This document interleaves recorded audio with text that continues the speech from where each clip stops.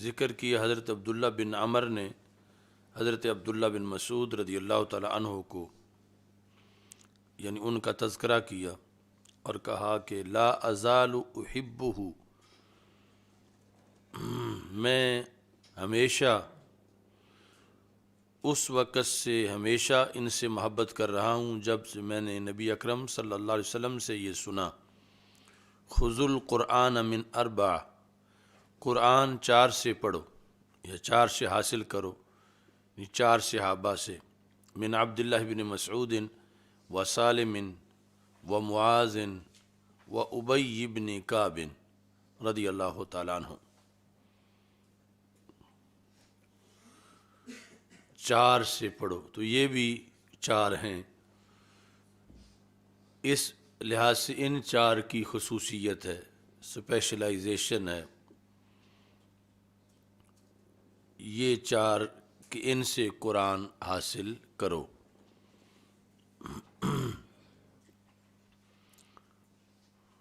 تو بعض جہات میں بعض صحابہ رضی اللہ تعالی عنہم کی جزوی خصوصیات تھیں، جس طرح ماہر قرآن ہونے کے لحاظ سے ان 4 کے ذکر کا تذکرہ رسول اکرم صلی اللہ علیہ وسلم نے فرمایا۔ اس کا یہ مطلب نہیں تھا کہ ان کے علاوہ کسی سے نہ پڑھو یا علاوہ کسی کو آتا نہیں ہے، بلکہ ان کی اس لحاظ سے جو خصوصیت تھی اور پھر ان کے پاس جو وقت تھا اور ان کے لیے جو اسے ہی ان کا دائرہ کار مقرر کیا گیا تھا، تو اس واسطے انہی کا نام لیا، ورنہ یعنی اعلم ہونے کے لحاظ سے حضرت صدیق اکبر رضی اللہ تعالیٰ عنہ اور حضرت فاروق اعظم رضی اللہ تعالیٰ عنہ، اور ایسے ہی حضرت عثمان غنی اور بالخصوص حضرت مولا علی رضی اللہ تعالیٰ عنہ جو مدینۃ العلم کے باب ہیں، ان میں سے کسی کا بھی ذکر نہیں کیا، اور ان 4 کا تدریس قرآن کے لحاظ سے خصوصی طور پر ذکر کیا۔ یعنی ایک تو ان کا ظاہر ہے کہ علمی مقام ضرور ہے، اور دوسرا جس طرح کسی کی ڈیوٹی کسی کام کے لیے لگائی ہوئی ہوتی ہے تو پھر اسی کی طرف بھیجا جاتا ہے کہ پیریڈ ان کا ہے، یہ ڈیوٹی اس کام کے لیے ان کی لگائی گئی ہے، اور قابلیت تو یقیناً پہلے ہے تب ڈیوٹی یہ لگائی گئی ہے، تو ان سے قرآن حاصل کرو۔ اس طرح صحابہ کرام رضی اللہ تعالیٰ عنہم کے شعبہ جات تھے جو اس حدیث کے علاوہ ویسے حدیث میں موجود ہیں، جس میں یعنی اقضا حضرت مولا علی رضی اللہ تعالیٰ عنہ کو کہا گیا، اور اعلم بالفرائض حضرت زید بن ثابت رضی اللہ تعالیٰ عنہ کو کہا گیا، اور اقرا حضرت ابی بن کعب رضی اللہ تعالیٰ عنہ کو کہا گیا، اور پھر اس کے بعد جب حضرت فاروق اعظم رضی اللہ تعالیٰ عنہ نے جابیہ مقام پر یعنی شام میں جب اعلان کیا کہ مختلف گویا کہ وزارتوں کا، تو صحابہ کرام رضی اللہ تعالیٰ عنہ نے اس طرح ہی ایک ایک کر کے ایک ایک شعبے کا نام لیا، کہ جس نے وراثت کا مسئلہ پوچھنا وہ حضرت زید بن ثابت سے پوچھے، قرات کا پوچھنا ہو تو حضرت ابی بن کعب سے پوچھے۔ تو اس میں یہ نہیں تھا کہ باقی کو ان مسائل کا پتہ نہیں، باقی کو بھی پتہ ہے، لیکن ان کی یہ خصوصی ڈیوٹی لگائی گئی ہے، اور ڈیوٹی میں یہ بات طے شدہ ہے کہ یہ اس کی مہارت رکھتے ہیں۔ تو اس سے پھر اسی سے آگے پھر تقلید شخصی کا جو شعبہ ہے اس نے وجود پایا، اور پھر مدینہ منورہ میں بعض صحابہ کی تقلید کی جاتی تھی، مکہ مکرمہ میں بعض اوروں کی تقلید کی جاتی تھی، جس طرح مدینہ منورہ میں حضرت زید کی تقلید کی جاتی تھی، یعنی رسول پاک صلی اللہ علیہ وسلم کے وصال کے بعد اور پہلے خلفاء کے وصال کے بعد، تو مکہ مکرمہ میں حضرت عبداللہ بن عباس رضی اللہ تعالیٰ عنہ کی تقلید کی جاتی تھی۔ اسی واسطے کسی نے یہ مسئلہ جب پوچھا حضرت عبداللہ بن عباس رضی اللہ تعالیٰ عنہ سے کہ مکہ مکرمہ میں کہ عورت نے جو ہے وہ ابھی طواف وداع کرنا ہو اور اس کو حیض آ جائے تو کیا وہ طواف وداع کے لیے رکے یا طواف وداع کے بغیر ہی چلی جائے حیض کی بنیاد پر؟ تو اس پر جو انہوں نے جواب دیا حضرت عبداللہ بن عباس رضی اللہ تعالیٰ عنہ نے، تو پوچھنے والے نے کہا کہ اناخذ بقولک وندع قول زید، کہ ہم آپ کے فتوے پہ عمل کریں اور زید کا فتویٰ چھوڑیں، اس طرح ہم نہیں کر سکتے۔ یعنی پوچھ کے تو منہ پہ ہی کہہ دیا کہ پوچھا تو آپ سے ہے مگر ہم اس پہ عمل نہیں کریں گے، ہم عمل جو ہیں وہ حضرت زید کے فتوے پہ کریں گے چونکہ ہم اہل مدینہ ہیں۔ تو اس طرح یعنی تقلید کا وجود پایا گیا تھا اس وقت، تقلید شخصی، جس طرح کے بعد میں پھر تقلید ائمہ اربعہ کی تقلید جو ہے وہ شروع ہوئی، تو اس کا اصل جو ہے وہ دور صحابہ رضی اللہ تعالی عنہم میں شروع ہو چکا تھا۔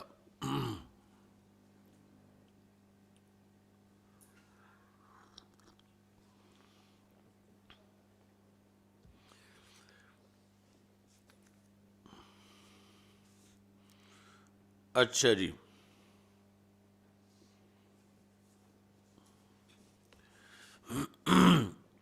آگے ہے کہ حضرت عبداللہ بن مسعود شقیق بن سلمہ کہتے ہیں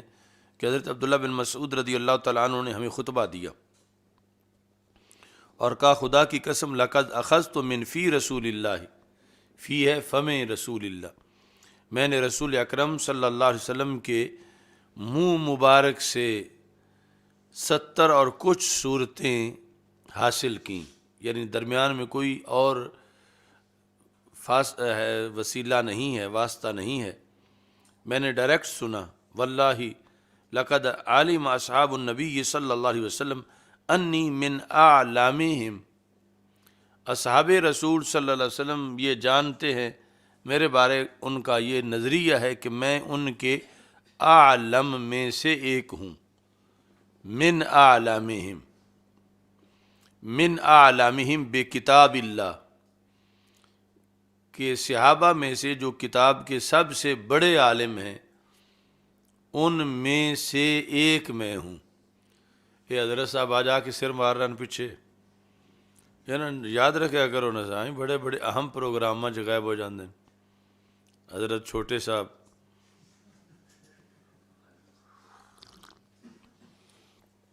حاضری نہیں لگتی انہوں دی۔ اچھا جی، من اعلامہم، اعلامہم بکتاب اللہ،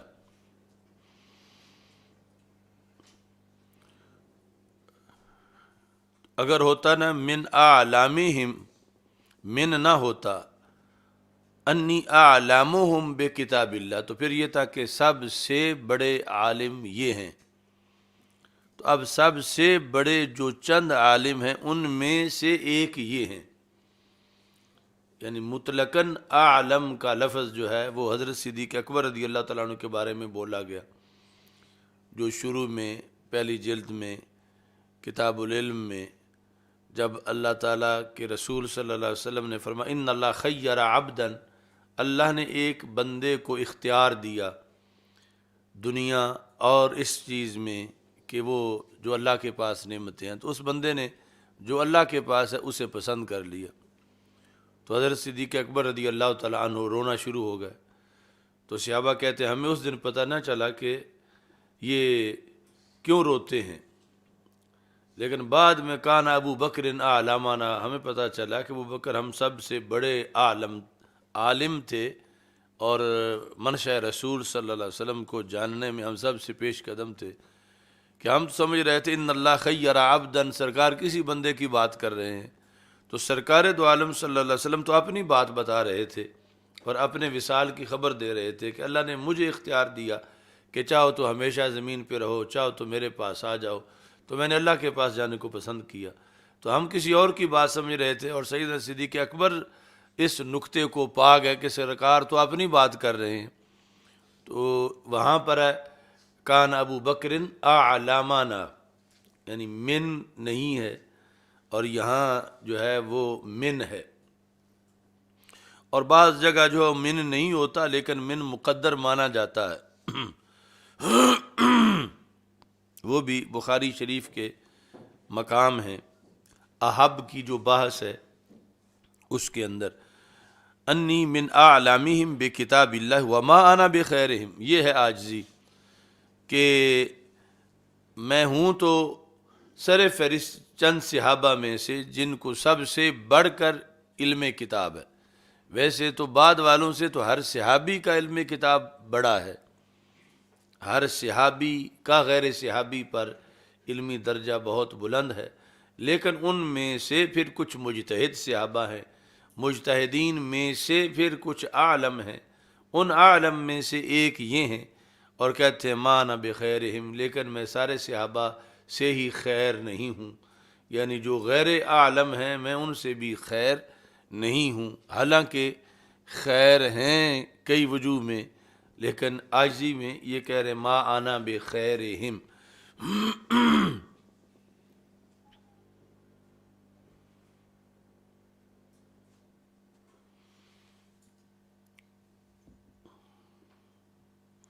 اب نیچے جا کر پھر وہ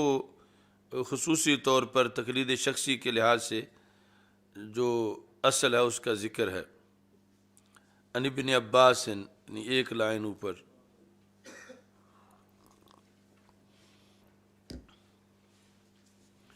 عن ابن عباس رضی اللہ تعالیٰ عنہ قال قال عمر رضی اللہ تعالیٰ عنہ قال عمر علی اقضانا، حضرت عمر رضی اللہ تعالیٰ عنہ نے کہا علی ہم سب میں سے بڑے قاضی ہیں، علی اقضانا و ابی اقرؤنا، اور ابی ہم سب میں سے بڑے قاری ہیں، ابی بن کعب، اور حضرت علی رضی اللہ تعالیٰ عنہ ہم سب میں سے بڑے قاضی ہیں۔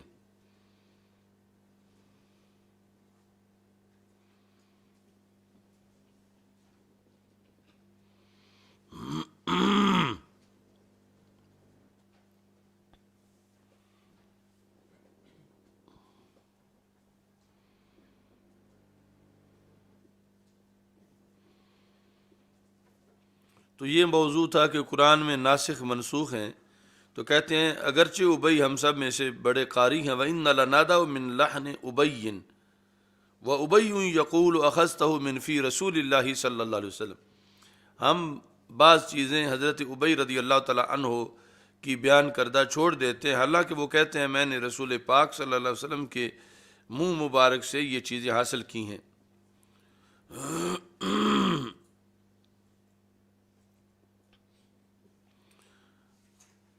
اور وہ کہتے ہیں کہ میں کوئی چیز بھی ترک نہیں کروں گا، چونکہ اللہ تعالیٰ کا فرمان ہے ما ننسخ من آیت او ننسیہا نأتی بخیر منہا او مثلہا۔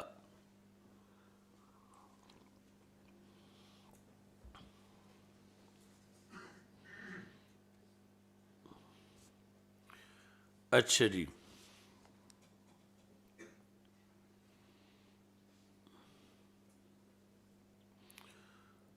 آگے جو سورہ فاتحہ ہے، یعنی بغیر تعیین، عن ابی سعید الخدری رضی اللہ تعالیٰ عنہ قال کنا فی مسیر لنا، ہم ایک سفر میں تھے، ہم ایک جگہ اترے، فجاءت جاریۃ،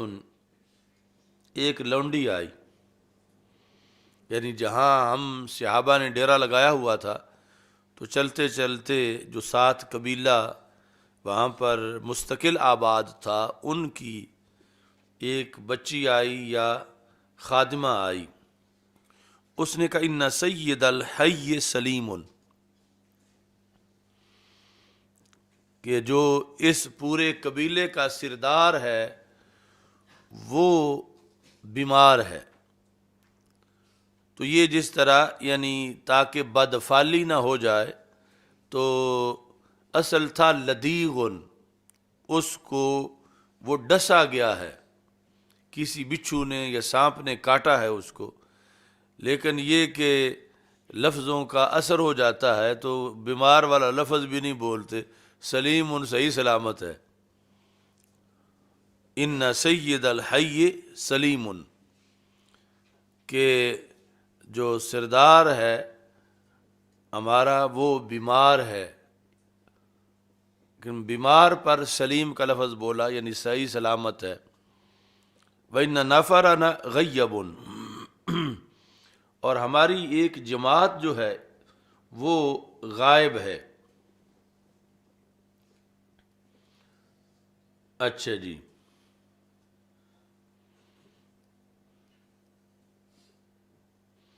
یا غیب،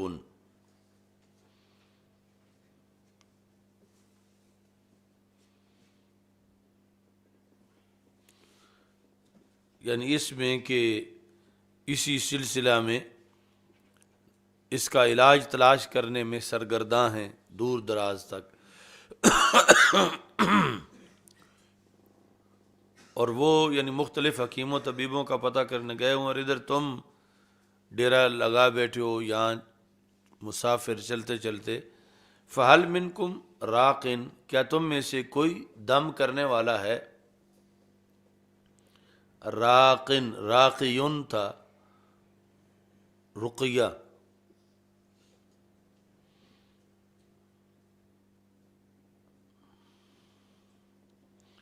اچھا جی، فقام معہ رجل،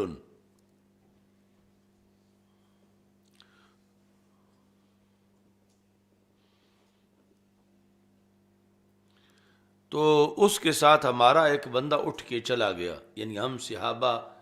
رضی اللہ تعالی عنہ میں سے، اور ہم میں سے ہم اسے دم میں مشہور نہیں سمجھتے تھے کہ یہ دم کر لیتا ہے، یعنی اس لحاظ سے ہم میں سے وہ صحابی مشہور نہیں تھے۔ نأبنہ، انہوں نے جا کے دم کیا، فبرا، تو سردار صحیح ہو گیا۔ تو سردار چونکہ سردار تھا، اس کے صحیح ہونے پر سردار نے 30 بکریاں بطور نذرانہ پیش کیں، اور ساتھ ہم سب درویشوں کو دودھ بھی پلایا، یعنی جتنے بیٹھے ہوئے تھے وہاں سفر کے دوران، کہ ان کے ایک ساتھی نے دم کیا ہے، ہمارا سردار صحیح ہو گیا ہے، تو وسقانا لبنا، تو جب ہمارے وہ ساتھی واپس آئے تو ہم نے ان سے پوچھا اکنت تحسن رقیتن، کیا تم یہ مہارت رکھتے ہو دم کرنے کی اس سے پہلے، یا آج بائی چانس ہی تم نے جا کے دم کر دیا؟ یعنی مہارت کا پتہ مطلب یہ ہے کہ تمہیں یہ پتہ ہے کہ سرکار دو عالم صلی اللہ علیہ وسلم نے دم کرنا جائز قرار دیا ہے، اور کون سی صورت پڑھ کے دم کیا جاتا ہے، اور کون سے مرض کے لیے کیا دم کیا جاتا ہے، یہ سارا تمہیں پتہ ہے؟ ہم نے پوچھا ان سے، او کنت ترقی، یا تم اس سے پہلے بھی دم کیا کرتے تھے؟ قال لا ما رقیت الا بام الکتاب، یعنی میں نہ تو اسپیشلسٹ ہوں اس میں، نہ پہلے میں نے کبھی کیا ہے، تو میں نے جا کے سورہ فاتحہ پڑھ کے جب پھونک مار دی ہے۔ ما رقیت الا بام الکتاب، اور کوئی دم یعنی جو بطور دم جو کوئی عہد جاہلیت میں رائج ہو، جو کہ رقیہ تو اس وقت تھا، اس لیے قبیلہ والے یعنی وہ ان میں یہ تصور تھا کہ دم کیا جاتا ہے، تو یہ صحابہ رضی اللہ تعالیٰ عنہ کے پاس آ کے انہوں نے پوچھا، اور پھر یہ رقیہ شرعیہ ہے کہ شرعی طور پر کیا چیز پڑھ کے دم کیا جائے۔ تو کہتے ہیں کہ ما رقیت الا بام الکتاب،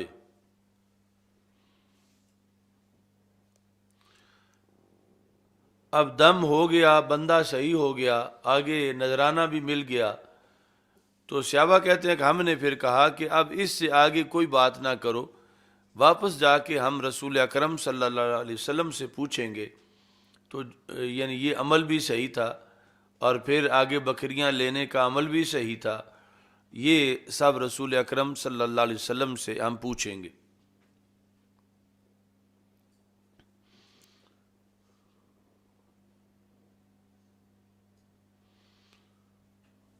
قلنا لا تحدثوا شيئا،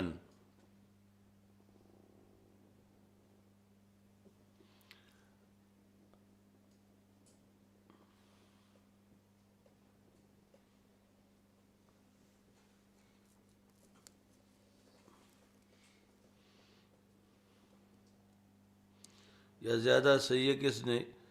احداث سے اس کو بنایا جائے، لا تحدثوا شیئا،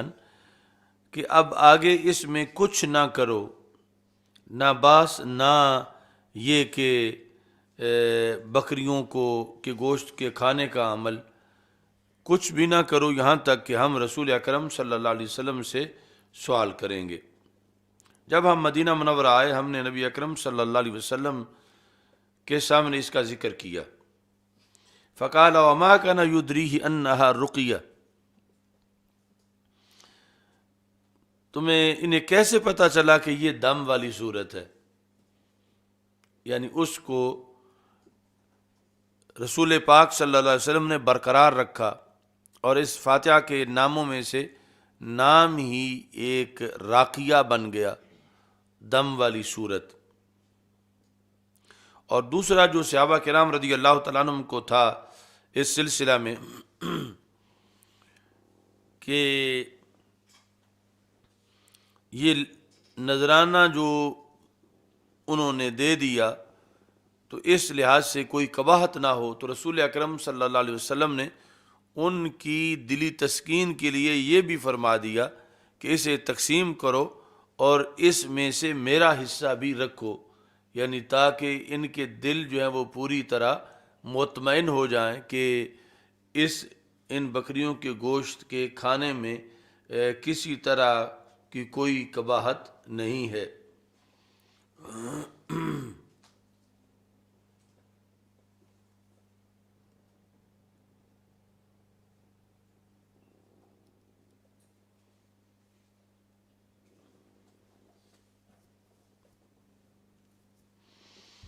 یہ 5 نمبر پر آگے نفس مسئلہ یہاں اس کا ذکر ہے۔ وفی الحدیث دلیل علی جواز الرقیۃ بالقرآن،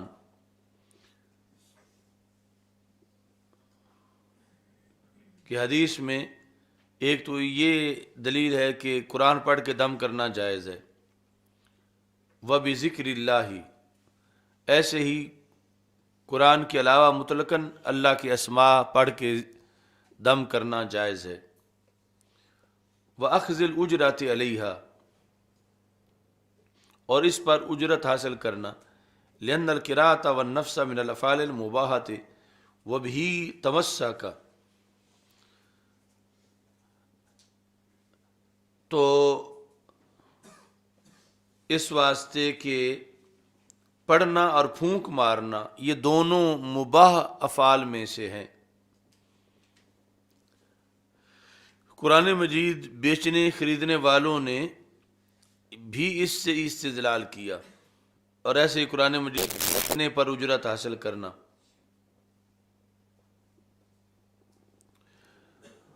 تو اس سے نفس جواز جو ہے وہ معلوم ہوا اخذ اجرت کا، لیکن اس میں یعنی جو معروضی صورتحال تھی اس وقت سفر کے دوران، اور وہ زمانہ کہ جب کھانے پینے کو کچھ ملتا نہیں تھا، اور صحابہ کرام رضی اللہ تعالیٰ عنہم ایک ایک کھجور پہ گزارا کرتے تھے، اور صفہ والے 6 مہینے تک ایک ہی کی دھوتی میں رہتے تھے۔ یعنی ان حالات کے پیش نظر یہ ایک محدود طریقے پر اخذ اجرت ان کے لیے جائز قرار دیا گیا۔ اچھا جی، آگے ہے فضل سورہ بقرہ۔ حدثنا ابو نعیم، اس میں عن ابی ہریرہ رضی اللہ تعالیٰ عنہ قال وکلنی رسول اللہ صلی اللہ علیہ وسلم بحفظ زکوٰۃ رمضان، کہ رسول اکرم صلی اللہ علیہ وسلم نے مجھے صدقہ فطر کی حفاظت کے لیے کھڑا کیا۔ وکلنی، مجھے معین کیا، وکیل بنایا۔ آنے والا آیا، وہ پکڑ کے کھجوریں ڈالنے لگا اپنی چادر میں نے اس کو پکڑ لیا۔ فقلت لأرفعنک الی رسول اللہ صلی اللہ علیہ وسلم، کہ میں تجھے رسول پاک صلی اللہ علیہ وسلم کے پاس لے جاؤں گا۔ فقص الحدیث، آگے جو ہے اس میں لمبی حدیث ہے جو اس کے اندر بخاری میں بھی بارہا گزر چکی ہے کہ یہ 3 دن یہ کام ہوتا رہا، تو تیسرے دن اس نے کہا کہ مجھے چھوڑ دو، میں تجھے ایک وظیفہ بتاتا ہوں۔ اس نے کہا اذا اویت الی فراشک فقرأ آیۃ الکرسی، کہ جب تم اپنے بستر پہ آؤ، یعنی سارے کام کاج ختم کر کے، اویتا کا لغوی معنی ہے پناہ لو بستر کی طرف، بستر پہ آ جاؤ تو آیت الکرسی پڑھ لو۔ فائدہ کیا ہوگا؟ لن یزال من اللہ حافظ،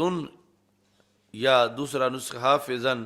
اللہ کی طرف سے آپ کو ایک حافظ دے دیا جائے گا، حفاظت کرنے والا۔ فائدہ یہ ہوگا ولا یقربک شیطان، شیطان تمہارے قریب نہیں آئے گا۔ حتی تصبح، یہاں تک کہ صبح ہو جائے، یعنی اتنی دیر تک یہ وظیفہ کام کرے گا، اگلے دن پھر تم نے پڑھنا ہے۔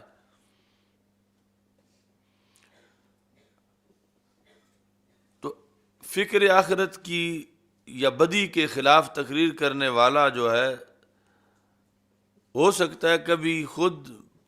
بھی وہی دھندا کرتا ہو لیکن تقریر اسی کے خلاف کر رہا ہو، طارق جمیل کی طرح۔ جس طرح یہ تھا خود شیطان، اور شیطان کو بھگانے کے نسخہ بتا رہا تھا خود شیطان، کیونکہ آگے کیا ہے، قال النبی صلی اللہ علیہ وسلم صدقک وہو کذوب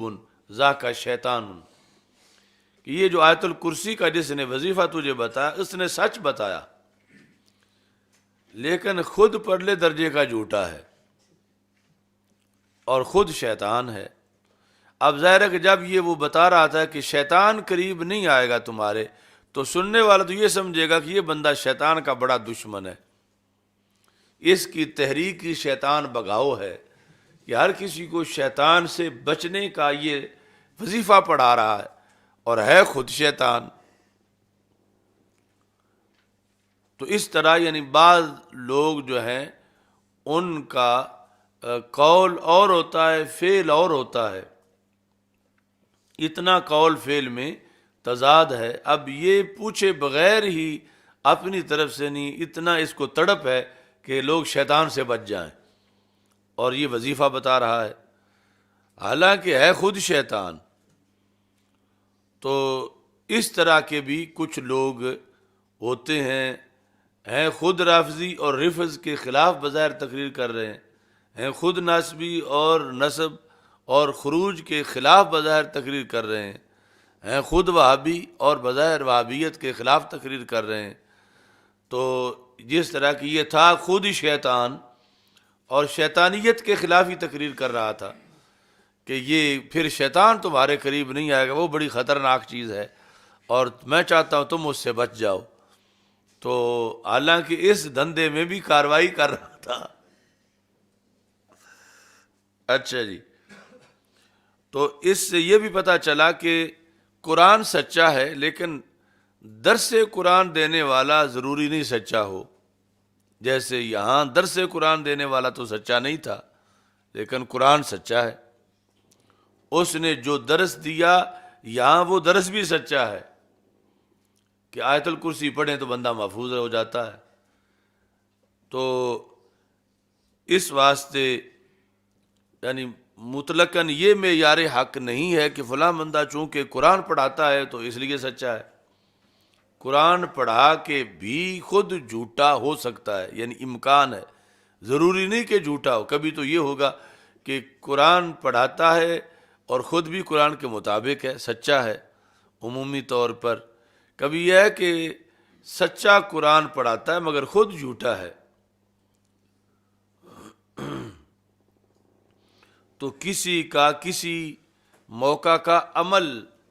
وہ اگر خود عمل صحیح ہو تو اس کا یہ مطلب نہیں کہ وہ بندہ ہی صحیح ہے. کبھی ایسا ہو سکتا ہے کہ وہ عمل تو اگرچہ وہ صحیح تھا لیکن بندہ پھر بھی صحیح نہیں تھا کسی اور وجہ سے. وہ عمل تو اگرچہ صحیح ہے لیکن اس ایک عمل کو بنیاد بنا کر اس کی ہر غلطی یا گھپلے کو صحیح نہ قرار دے دیا جائے کہ چونکہ فلاں اس کا عمل صحیح تھا تو پھر سب کچھ ہی صحیح ہے. باقی ہر چیز کا اپنا اپنا حساب ہوگا، اپنے لحاظ سے اس پر حکم لگایا جائے گا.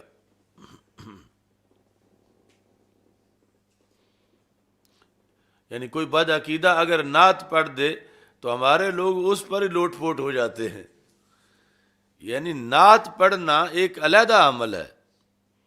یہاں قرآن پڑھنے والے جو ہے وہ یہ فراڈ کر جاتے ہیں، تو نعت پڑھنے والا تو یعنی یہ قرآن پڑھ رہا ہے اور قرآن کی تلقین کر رہا ہے لیکن اس پر یہ کہا جائے کہ خود بڑا اللہ والا ہے، تو یہ بات درست نہیں. خود اللہ والا نہیں تھا، خود شیطان تھا. اگرچہ وہ کام جو اس نے کیا اس کی تصدیق سرکار نے بھی فرما دی کہ صدقہ کا، اس نے تو اسے سچ بولا، لیکن خود کیا ہے، صرف کاذب نہیں کذوب ہے.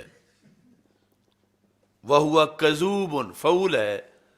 یعنی مبالغہ کا صیغہ، پرلے درجے کا جھوٹا ہے. یہ سچ بول کے بھی خود پرلے درجے کا جھوٹا ہے.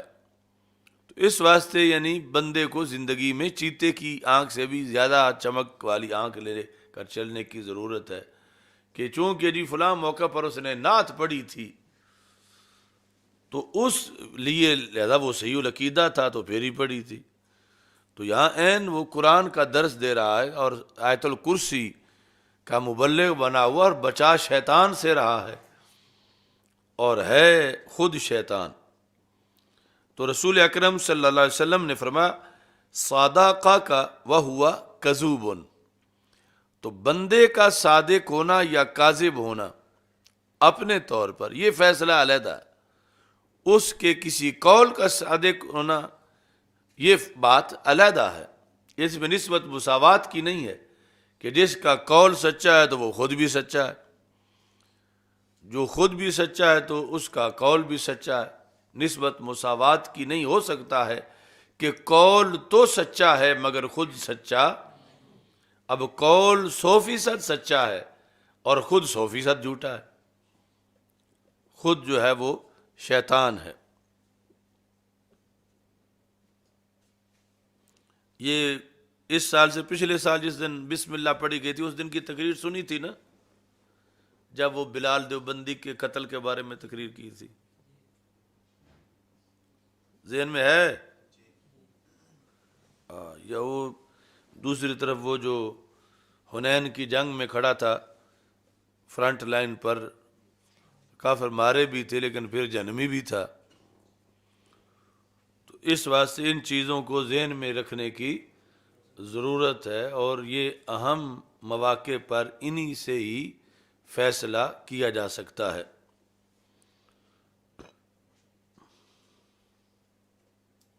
وَهُوَ كَذُوبٌ ذَاكَ شیطان.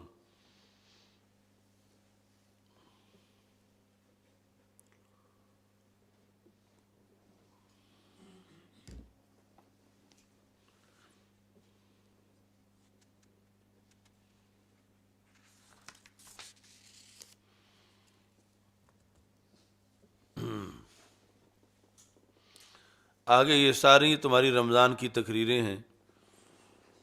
اور فضائل قرآن ہیں.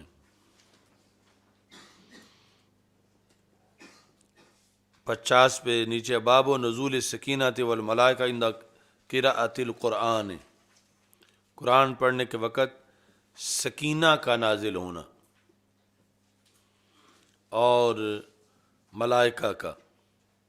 عن اسید بن حضیر قال بینما یقرأ من اللیل سورۃ البقرہ وفرسہ مربوط عندہ، کہ رات کے وقت وہ سورہ بقرہ پڑھ رہے تھے اور ان کا گھوڑا قریب ہی باندھا ہوا تھا۔ اذ جالت الفرس، اچانک گھوڑا بدک گیا، یعنی وہ کانپا، زبردست کانپا۔ فسکت، تو فسکت کا فاعل حضرت اسید بن حضیر، ساکاتا پڑھنے کے مقابلے میں پہلے پڑھ رہے تھے تو یہ چپ کر گئے، یا چپ کرے فسکنت، گھوڑا ساکن ہو گیا، انہوں نے چپ کی تو گھوڑا ساکن ہو گیا، پہلے حرکت کر رہا تھا تو اب ساکن ہو گیا۔ فقرأ فجالت الفرس، انہوں نے پڑھا وہ پھر کانپنے لگا۔ فسکت وسکنت، یعنی فرس جو ہے وہ مؤنث ہے۔ ثم قرأ فجالت فانصرف، تو جس وقت گھوڑا جو ہے وہ اس طرح جو ہے وہ چھلانگیں لگا رہا تھا اور باندھا ہوا تھا، تو انہیں خطرہ ہوا کہ ان کے بیٹے کی چارپائی قریب تھی۔ وکان ابن یحییٰ قریبا منہا، گھوڑے کے قریب تھا۔ فاشفق ان تصیبہ، انہوں نے خطرہ محسوس کیا کہ کہیں یہ یوں چھلانگے مارتا ہوا ان کے بیٹے کے اوپر نہ جا پڑے یہ گھوڑا۔ تو انہوں نے پھر بیٹے کی چارپائی جو ہے اس کو دور کیا۔ یہ ترہ، تو جب اس کی چارپائی ہٹانے کے لیے اٹھے تو اتفاقاً رفع رأسہ الی السماء، آسمان کی طرف دیکھا۔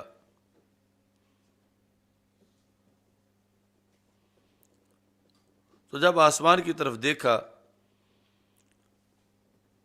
تو پھر انہیں کچھ نظر نہ آیا۔ جب صبح ہوئی تو نبی اکرم صلی اللہ علیہ وسلم سے یہ سب ماجرا ذکر کیا، تو رسول پاک صلی اللہ علیہ وسلم نے ان کے لیے فرمایا کہ ابن حضیر آپ پڑھیں، یعنی آپ نے پڑھتے رہنا تھا۔ تو انہوں نے کہا فاشفقت یا رسول اللہ صلی اللہ علیہ وسلم، مجھے یہ ڈر آیا کہ کہیں یہ گھوڑا میرے بیٹے کو روند نہ ڈالے، تاتا، اور یہ گھوڑا اور بیٹا میرا اس کے قریب تھا، تو میں نے سر اٹھایا۔ فانصرفت الیہ فرفعت، میں اس کی طرف پھرا، میں نے سر اٹھایا آسمان کی طرف۔ فاذن مثل الظلۃ، تو میرے اوپر یوں تھا جیسے چھتری ہوتی ہے،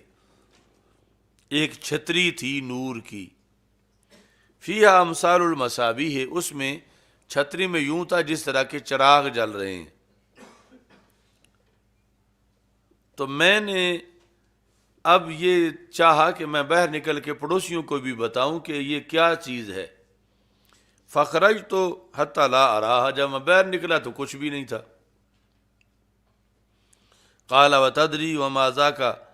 جانتے ہو یہ کیا تھا؟ تو حضرت اسید نے کہا نہیں۔ قال تلک الملائکہ، تو رسول پاک صلی اللہ علیہ وسلم نے فرمایا یہ فرشتے تھے،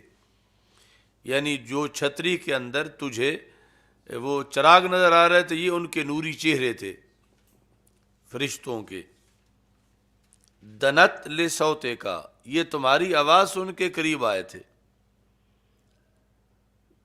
دنا یدنو، یعنی تم پڑھتے تھے تو وہ قریب ہوتے تھے، تو فرشتوں کا وہ جھرمٹ جب نزدیک آتا تھا سننے کے لیے تو گھوڑا جو ہے وہ عجیب و غریب مخلوق سمجھ کے وہ ڈر جاتا تھا۔ تو اس واسطے یہ ترتیب تھی، تم پڑھتے تھے گھوڑا کانپتا تھا، تم چپ کرتے تھے وہ بھی ٹھہر جاتا تھا، کہ جب تم چپ کرتے تھے تو فرشتے اوپر چلے جاتے تھے، تو گھوڑے کو کچھ نظر نہیں آتا تھا تو وہ اپنا کانپنا ختم کر دیتا تھا۔ تلک الملائکۃ دنت لصوتک ولو قرأت لأصبحت، اگر آپ پڑھتے رہتے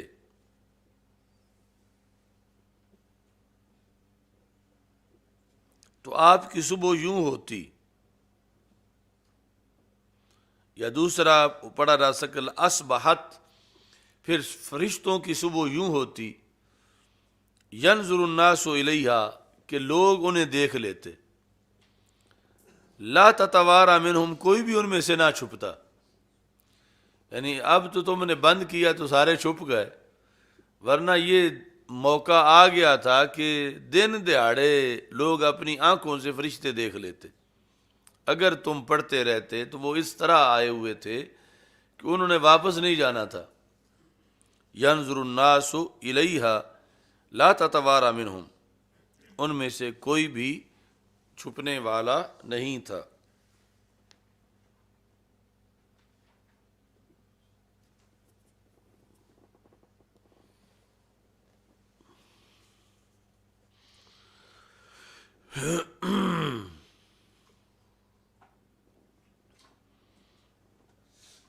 یہ رمضان کے فہم دین کی تمہاری ساری تقریریں ہیں یہ۔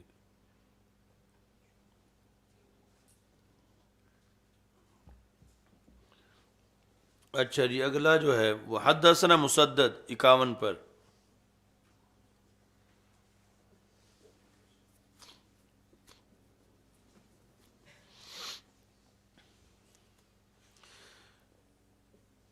اس حدیث کے بھی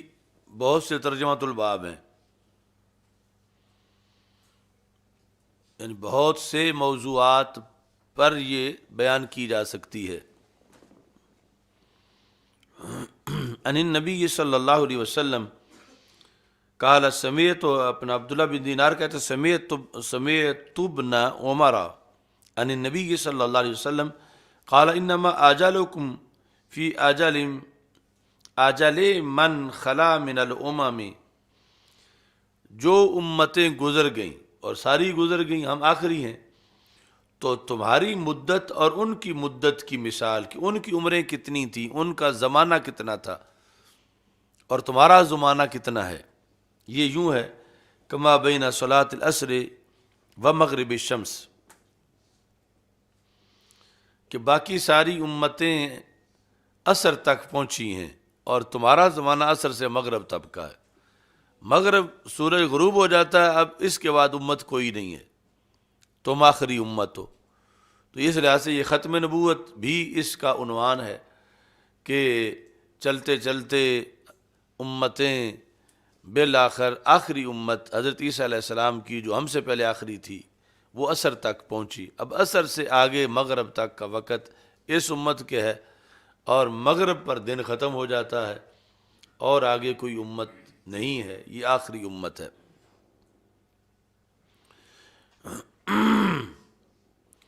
وَمَثَلُ الْيَهُودِ وَالنَّصَارَىٰ كَمَثَلِ رَجُلٍ، یہود و نصارہ کی مثال، تو اس میں کہ اہل کتاب کا حکم کیا ہے۔ اہل کتاب کا حکم یعنی رسول اکرم صلی اللہ علیہ وسلم کے تشریف لے آنے کے بعد قیامت تک اہل کتاب کو ہم کیا سمجھیں، تو یہ بھی طاہر القادری کے رد میں ہے، اس کا جو موقف ہے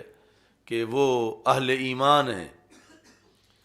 اور حدیث سے ثابت ہے وہ ڈبل کافر ہیں، اور پھر یہاں سے ان کا حکم جو ہے، اور یہ بات ایسی نہیں ہے کہ جو بیان کرنا جائز نہ ہو اور یہ امن عالم کے خلاف ہو، بلکہ رسول پاک صلی اللہ علیہ وسلم نے جب خود بیان کی ہے اور تقابل صحابہ کے سامنے بیان کیا ہے، اور آگے صحابہ نے اس کو روایت کیا ہے، اور بخاری جیسی کتاب میں موجود ہے، تو بحیثیت مسلم، بحیثیت مومن امت کو اپنی شان کا پتہ ہونا چاہیے، اور جن کی مذمت ہے انہیں بھی پتہ ہونا چاہیے تاکہ وہ آج توبہ کریں اور اپنا نقصان نہ کریں، اور ان کے ڈر سے یہ بیان نہ کرنا، ان کے ڈر سے ہو سکتا ہے، یعنی یہ بیان کرتے ہم تو ہمارا لائیو والا یہ بند ہو جاتا ہے کہ جن کے خلاف ہے، یہ اوپر وہی فیس بک چلاتے ہیں. تو بہرحال یہ پھر دین کا حصہ ہے، اور اس پر امت کا عقیدہ جو ہے وہ قائم رہنا چاہیے. اس کے اوپر ہے امریکہ یا یہ موجودہ یورپی یونین، ان کا نظریہ وحدت ادیان. وحدت ادیان کے انسانیت ایک مذہب ہے، سارے انسان ہیں، لہذا کوئی فرق ہی نہیں ہے معاذ اللہ. یعنی ہم کہتے ہیں یہ گورے کالے والا فرق تو اسلام نہیں دیکھتا، مگر کافر مومن والا تو اسلام اس میں فرق کرتا ہے. تو وہ کہتے ہیں یہ کوئی فرق نہیں ہے، بس سارے انسان ہیں اور انسانیت کی بنیاد پر سب برابر ہیں. اس کو کہتے ہیں وہ ریلیجیس فریڈم، مذہبی آزادی. تو یہ امریکی اور یہودی اور کرسچن ایجنڈا ہے کہ ہم تو ڈوبے ہیں صنم تجھے بھی لے ڈوبیں گے. کہ یعنی وہ سمجھتے ہیں کہ ہمارا تو چانس کوئی نہیں، اور ہمارا تو رد قرآن نے کر دیا تو ہم اٹھ کیسے سکتے ہیں، ہمیں جھوٹا قرآن نے کہہ دیا تو ہم سچے بن کیسے سکتے ہیں. تو ہم ایسا کوئی شوشہ چھوڑیں کہ جس میں یہ بھی ہمارے ساتھ مل جائیں، اور یہ کہ سب ایک ہیں، یہودی مسلم بھائی بھائی، کرسچن مسلم بھائی بھائی. یہ اوپر نعرہ ہے. اب اس نعرے کے فروغ کے لیے امریکہ جو ہے وہ کروڑوں ڈالر خرچ کرتا ہے، اور اس نعرے کے نیچے جو ہے اسی کا حصہ وہ سنی شیعہ بھائی بھائی، یہ اس کا نیچے حصہ ہے. یعنی اوپر وحدت ادیان ہے، نیچے صلح کلیت ہے. اور آج یعنی صلح کلیت والے سمجھتے ہیں جیسے ہمیں دین کی سمجھ ہے، ان کو یہ جو متشدد بنے ہوئے ان کو دین کی سمجھ کوئی نہیں. تو انہیں وہ سمجھ ہے جو امریکہ کو آئی ہوئی ہے. یعنی امریکہ کا یہ ایجنڈا ہے کہ یہ فرق ہی نہ کیا جائے، اور اگر یہ فرق کیا جاتا ہے تو انہیں تکلیف ہے. اب آج ہمیں یہ کہتے ہیں کہ تم اگر کہے تو اہل سنت سچے ہیں، دوسرے سچے نہیں، تو تم اسلام کے خلاف، اسلام کے مزاج کے خلاف بول رہے ہو، تم جو ہے وہ فرقہ واریت پھیلا رہے ہو، تم شدت پھیلا رہے ہو. یہ اسلام نہیں چاہتا. اس کا مطلب بنا کہ اسلام وہ چاہتا ہے جو امریکہ چاہتا ہے. تو پھر تو امریکہ سب سے بڑا اسلام کا علمبردار ہوا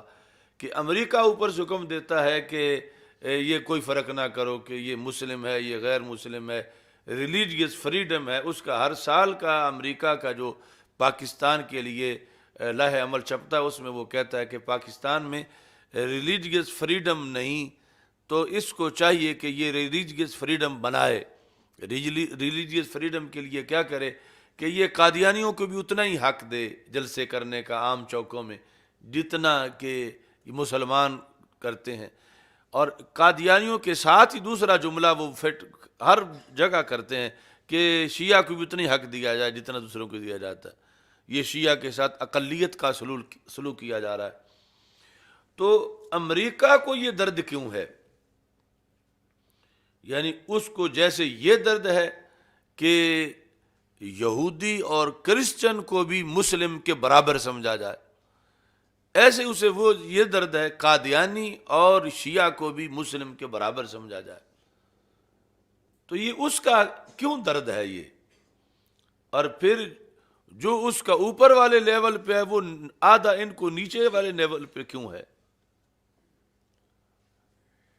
یعنی اگر یہ ہمارے جو بنے ہوئے ہیں سکالر جو اپنی طرف پر براڈ مائنڈڈ بنتے ہیں، ہمیں تنگ نظر کہتے ہیں، اگر انہیں دین کی سمجھ آئی ہوئی ہے تو ان سے پھر اچھی امریکہ کو آئی ہوئی ہے. وہ جو اوپر وحدت ادیان کا کر رہا ہے، اور وحدت ادیان میں ہی وہ چاہتا وحدت مسالک کو کہ جھگڑے ہی سارے ختم ہو جائیں، اور نیچے یہ چاہتے ہیں وحدت مسالک کو. تو اصل یہ امریکہ کی ڈیوٹی پر ہے کہ امریکہ کا ایجنڈا ہے وحدت ادیان، اور وحدت ادیان کے لیے ریلیجیس فریڈم، مذہبی آزادی کے کوئی کسی کو نہ کہو تو یہودی کیوں بنا ہے، تو ہندو کیوں بنا ہے، تو سکھ کیوں بنا ہے، اگر مسلمان کہیں جاتا ہے، کوئی چلا جائے، تم اس کو مذہبی آزادی دو، جس طرح وہ کپڑے اپنی مرضی سے پہن سکتا ہے کہ اس نے جو ہے وہ پھولدار پہنے ہیں یا اس نے دھاری دار پہننے ہیں یا سمپل پہننے ہیں، اس مرضی میں جس طرح جس میں شریعت مداخلت نہیں کرتی، تم اسی طرح وہ اگر مذہب رکھنا چاہے تو اس میں مداخلت نہ کرو، وہ ہندو رہنا چاہتا ہے ہندو رہنے دو۔ تو یہ اوپر اس کے نیچے ہے کہ وہ شیعہ بننا چاہتا ہے شیعہ بننے دو، وہ دیوبندی بننا چاہتا ہے دیوبندی بننے دو، وہ غیر مقلد بننا چاہتا ہے اسے غیر مقلد بننے دو۔ تم کیوں ایسے موضوعات پہ بولتے ہو کہ جس میں کہ وہ ایسا نہ بنے، وہ اس مسلک پر ہی رہے؟ تو یہ ہے یعنی عالمی جو ان کی برادری ہے اس کا ایک ہی جھنڈا، اور وہ پورا تب ہوتا ہے جب نیچے بھی صفایا ہو۔ اگر نیچے جو ہے یہ شناخت باقی رہے تو پھر اوپر والا نہیں حاصل ہو سکتا۔ اس واسطے امریکہ نے اوپر سے شروع کیا ہوا ہے، اور ہمارے یہ کچھ لوگ سمجھتے ہیں کہ شاید ہم بڑے روشن دماغ ہیں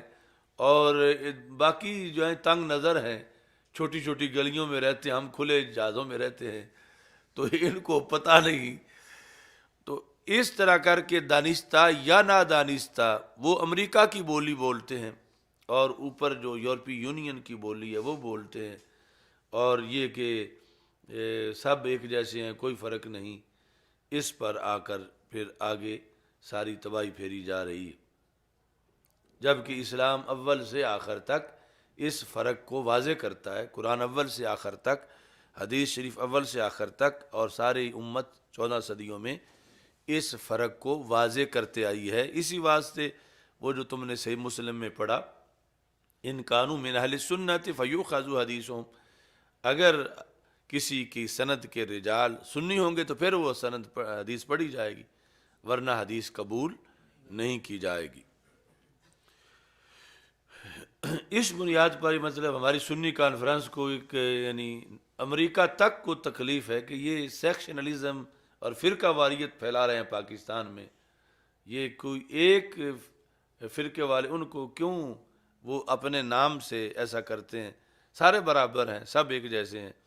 ان کی علیحدہ پہچان ہی نہیں ہونی چاہیے، چاہے جائے کہ علیحدہ جلسے کریں یا علیحدہ نام کی تنظیمیں بنائیں اور اس پر یہ بیانات دیں۔ اچھا جی، تو رسول اکرم صلی اللہ علیہ وسلم نے ارشاد فرمایا کہ ما سالکم، اب اس جو ساجد کا مشکل سے بچے گا، یہ اچھا جی، ما سالکم و مثل الیہود والنصارى، تمہاری مثال اور یہود و نصارہ کی مثال، کمثل رجل استعمل عمالا، اس بندے کی طرح ہے کہ جس نے استعمل عمالا، جس نے مزدور رکھے، اب کمثل رجل، یہ رجل کا اطلاق مثال میں کیا گیا، مراد اس سے اللہ تعالیٰ کی ذات ہے، یعنی مزدور اور مالک کی مثال دے کر مراد اللہ اور امتیں یہ لی گئی ہیں۔ کمثل رجل استعمل عمالا فقال، تو اس مالک نے کہا من یعمل لی الی نصف النہار علی قیرات، کون ہے جو دوپہر تک مزدوری کرے اور ایک قیرات اجرت لے، یعنی قیرات کا بطور فرض معنی 1000 روپیہ لے لو، 1000 روپیہ۔ فعاملت الیہود، یہود نے یہ ٹوکری اٹھائی، صبح سے دوپہر تک ہم کام کریں گے، یہ ان کا ہے۔ فقال من یعمل لی من نصف النہار الی العصر، کون ہے جو دوپہر سے عصر تک کام کرے؟ فعاملت النصارى، نصارہ نے یہ کہا، یہ ان کا تھا۔ اب عصر تک بات پہنچ گئی۔ ثم انتم تعملون من العصر الى المغرب بقیراتین قیراتین، پھر تم اے میری امت تم عصر سے مغرب تک والے ہو، اور ٹائم دیکھ لو، تھوڑا سا وقت ہے، یعنی صبح سے دوپہر کتنا بنتا ہے اور دوپہر سے عصر کتنا بنتا ہے، اور تمہارا تو آئی عصر سے مغرب تک والا، باقی سب چھٹی ہے۔ اور اجرت کتنی ہے؟ قیراتین قیراتین، دو دو قیرات۔ یہ ہے فضیلت امت مصطفیٰ صلی اللہ علیہ وسلم۔ اناد نبلا سائیں، فضیلت امت مصطفیٰ صلی اللہ علیہ وسلم کہ رب ان سے تھوڑا سا کرواتا ہے اور اجرت ڈبل دیتا ہے، یعنی تھوڑا سا پہلے ٹائم ان کا بھی دیکھو، اپنا بھی دیکھو، اور ان کا ایک قرات اور ادھر قراتین۔ اب ہماری جو وضع ہے وہی ہمیں اجازت نہیں دیتی ہم کہیں ایک جیسے ہیں سب۔ ہم کیسے ایک جیسے ہیں؟ ہمارا ٹائم ان کے ٹائم جیسا نہیں، ہماری اجرت ان کی اجرت جیسی نہیں، پھر احکام میں ان کے سختی ہے، ہمارے لیے نرمی ہے۔ اچھا جی، قالو، اب انہوں نے، اہل کتابین نے احتجاج کیا، نعرہ ان کا یہ ہے، نحن اکثر عملا و اقل عطا، کہ ہم مر گئے، کام کرنے کی باری ہو زیادہ ہم کریں، اجرت لینے کی باری ہو ہم تھوڑی لیں۔ نحن اکثر عملا و اقل عطا، یعنی ڈبل ہمارے اوپر زیادتی ہے۔ یا تو ہوتا کہ کام چلو برابر ہوتا، ان کی تنخواہ زیادہ ہوتی تو کام تو کم از کم ہمارے جتنا کرتے، یا یہ ہے کہ چلو کام برابر ہے، کام یہ تھوڑا کرتے ہیں تو تنخواہ ہمارے جتنی ہی ہوتی،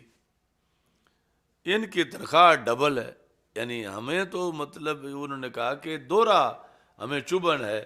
ایک تو رب کام ان سے تھوڑا کرواتا ہے، دوسرا ان کو اجرت زیادہ دیتا ہے۔ یہ ان کا نعرہ تھا۔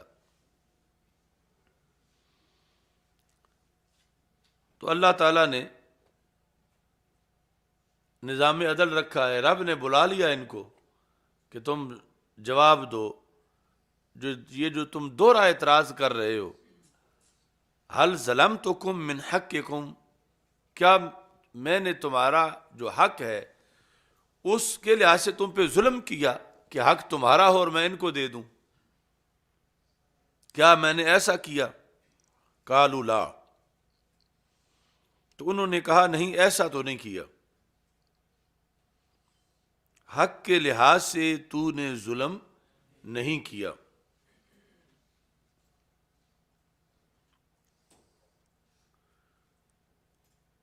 یہ رب نے ان سے منوا لیا، یعنی میں جو ان کو دو قرات دے رہا ہوں تو وہ تمہارا حصہ نہیں تھا کہ وہ دو قرات میں سے آدھا قرات تمہارا کاٹا اور ان کو دیا ہو، یا ایک پورا قرات تمہارا کاٹ کے ان کو دیا ہو۔ یہ تم مان گئے ہو کہ تمہارا میں نے نہیں دیا، تمہاری اتنی تھی جتنی تمہیں دی، تمہارا میں نے نہیں روکا، تمہارا میں نے ان کو نہیں دیا۔ باقی اگلا مسئلہ کہ انہیں زیادہ میں نے دیا تو میں نے اپنے پاس سے دیا، تو تمہیں کیا تکلیف ہے کہ میں اپنا فضل جتنا چاہوں جس کو دے دوں؟ تم میرے ہاں مزدوری کر کے کوئی میرے فضل کے تو منشی نہیں کہ اب تم نے اپنی مرضی سے تقسیم کرنا ہے، تم نے اپنا حق لینا ہے اور حق تمہیں دیا۔ باقی تم یہ پابندیاں لگاؤ کہ میں کسی کو کتنا دوں، تو یہ تمہاری حیثیت نہیں ہے۔ ذالک فضلی اوتیہ من نشاء، یہ میرا فضل ہے، میں جسے چاہوں جتنا دوں۔ تو رب ذوالجلال نے ان کا منہ بند کیا۔ یہ اس امت کی شان ہے کہ سرکار دو عالم صلی اللہ علیہ وسلم تو سرکار رہے، اس امت کے معاملے پر بھی رب نے خود جواب دیا، یعنی امت کے مسئلے پر بھی دفاع امت کا بھی رب نے کیا۔ تو امت کے لیے پھر یہ لازم ہے کہ کم از کم اس کا تو لحاظ رکھے۔ اگر رب تھوڑا سا کروائے عصر سے مغرب تک، اور یہ عصر سے مغرب والا بھی نہ کریں، تو پھر قیامت کے دن کیا بنے گا؟ یعنی جب وہ دوبارہ احتجاج کریں گے کہ رب ان کو تو نے لاڈلا بنا کے کام ہی تھوڑا سا رکھا تھا، ہم صبح سے دوپہر تک مر گئے، ہم دوپہر سے عصر تک، اور ان سے عصر سے مغرب تک کہا تھا، اور یہ تو کر کے وہ بھی نہیں آئے۔ یعنی یہ جو 5 وقت کی نماز ہے، اور یہ جو رمضان کا روزہ ہے، اور یہ جو نصاب پر زکوٰۃ ہے، اور استطاعت پر حج ہے، امر بالمعروف اور نہی عن المنکر ہے، یہ تو عصر سے مغرب تک کی ڈیوٹی ہے۔ باقی تو پہلی امتوں کے لحاظ سے ہے ہی چھٹی اس امت کو ملی ہوئی کہ رب نے سرکار کے صدقے بوجھ ہی تھوڑا سا رکھا ہے، اور اس میں بھی اگر کمی رہ گئی تو پھر سرکار بھی ناراض ہوں گے کہ میری وجہ سے رب نے تمہیں پہلے اتنی چھٹی دی تھی اور تم تھوڑا سا بھی کر کے نہیں آئے۔ اس لحاظ سے جہاں یہ فضیلت امت مصطفیٰ صلی اللہ علیہ وسلم ہے، وہاں یہ امت کے لیے لمحہ فکریہ بھی ہے کہ ان کے لیے اب کتنا ضروری ہے کہ وہ پھر موقع نہ دیں ان کو بولنے کا جو پہلے ہی ہمارے خلاف شروع سے بولتے آ رہے ہیں، یہود و نصارہ۔ اچھا جی، قال هل ظلمتکم من حقکم قالوا لا۔ اب اگلی بات، یعنی ہمارا تو کاٹ کے نہیں دیا تو نے، ہمارا جتنا تھا ہمیں مل گیا، لیکن انہیں پھر تو زیادہ کیوں دیتا ہے؟ تو اللہ تعالیٰ نے فرمایا کہ ذاک فضلی اوتیہ من شئت، اس پر تم بول نہیں سکتے، میرا فضل ہے، میں جسے چاہوں جتنا دوں، تو یہ میرا فضل ہے، اور یہ میرے حبیب کی امت ہے، تو حبیب کی وجہ سے میں ان کے تھوڑے پر بھی ان کو زیادہ دوں گا۔ ذالک فضلی، یعنی اللہ تعالیٰ کا یہ جو جملہ ہے، بندہ بالغ ہونے پر سر سجدے میں رکھے، اور جب وقت وفات و سار اٹھائے تو اس ایک جملے کا بھی بدل نہیں پورا کر سکتا کہ ذالک فضلی اوتی ہے من شئت، تو یہ میرا فضل ہے، میں جسے چاہوں میں دوں۔ تو اس امت کو، امت مصطفیٰ صلی اللہ علیہ وسلم کو میں اپنا فضل دے رہا ہوں، اور میں اللہ ہوں، میں نے کسی سے لے کے ان کو نہیں دیا، میں نے اپنا دیا، اور اپنا دینے میں مجھے کوئی روک نہیں سکتا۔ میں اللہ ہوں، میں کسی کا پابند نہیں ہوں، میں غنی عن العالمین ہوں، اور یہ میرے حبیب صلی اللہ علیہ وسلم کے امتی ہیں، تو ان کو میں اپنے فضل سے ڈبل دینے والا ہوں۔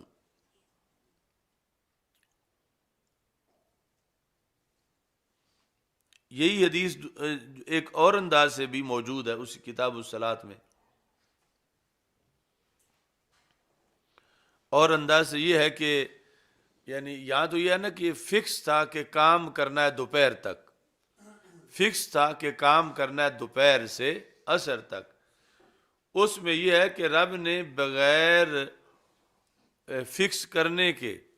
پانی دے سائیں وہ دوائی والا دے دو، فکس تھا کہ تم نے یعنی پورا دن، پوری دیہڑی کا ٹھیکہ تھا، پوری دیہڑی تم نے لگانی ہے، تو یہ بات تھی یہود سے پوری دیہڑی کی، صرف دوپہر تک کی نہیں تھی۔